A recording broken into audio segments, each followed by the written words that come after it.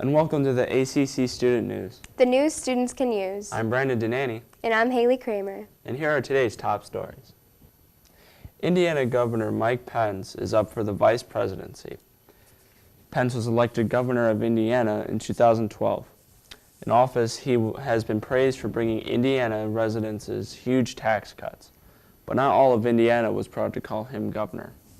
In 2015, Governor Pence drew national attention for signing a religious freedom law that, according to critics, allowed businesses to discriminate against same-sex couples.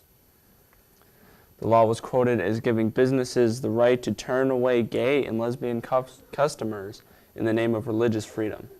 Indiana became the 20th state in the nation to adopt this type of legislation that was modeled by President Bill Clinton in 1993. After weeks of heavy criticism, Pence revised this bill. He argued that there was a major misunderstanding about the bill's intent. With the original bill, he wanted to ensure the inclusion of all religious beliefs as opposed to exclusion.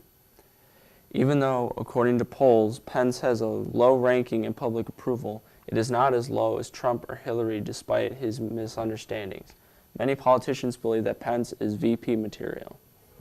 Residents of Kokomo, Indiana are finally able to pick through the pieces of their lives after a tornado ripped through their town. On Wednesday, August 24th, multiple tornadoes ripped through central Indiana. The most severe found its way through the 13th largest city in Indiana, Kokomo. Officials reported that over 1,000 structures were damaged in the tornado. Of these, 81 were destroyed and over 100 were severely damaged. As the cleanup began, many volunteers brought tractors, bobcats, and some other heavy equipment. Several others stepped up to work through the late August heat to clear debris. Even though there has been some progress in the cleanup effort, residents believe it will take a lot more work to make their town beautiful again. Indianapolis Colts punter Pat McPhee is hosting a comedy show as a way to raise money for the tornado victims. 1,100 Indiana residences have been forced from their homes due to lead contamination. The West Calumet complex in East Chicago is now the site of hazardous levels of lead. According to city officials, the low-income housing was built on the former site of a plant that melted lead and copper. This site had been on the Environment Protection Agency's list of priority sites that needed to be cleaned up since 1990.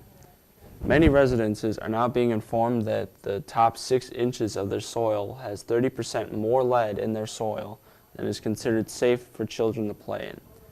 But the contamination further down is even more hazardous. East Chicago Mayor Anthony Copeland is now seeking emergency relocation services for his residences. The Federal Department of Housing and Urban Development has provided the East Chicago Housing Authority $1.9 million to help residences pay for new rentals in the city or anywhere in the country. Many residences are having difficulties relocating without having to pay large deposits and expensive moving costs. So far, only $100,000 have allocated to move these 100 residences now without a home. Area Career Center University in Hammond held its annual blood drive that started on Wednesday, August 31st. The ACCU Student Council hosted a blood drive that was sponsored by the American Red Cross. The blood drive was held for over 2 days. The goal for the Student Council was to collect 57 units for the American Red Cross. Over the 2 days of donation, and with help from the student body and the university and CTE, the ACCU Student Council was able to collect 63 units for the Red Cross. A single donation may help up to 3 people. And that's all the time we have for today. I'm Brandon Denani. And I'm Haley Kramer. Thank you for joining us.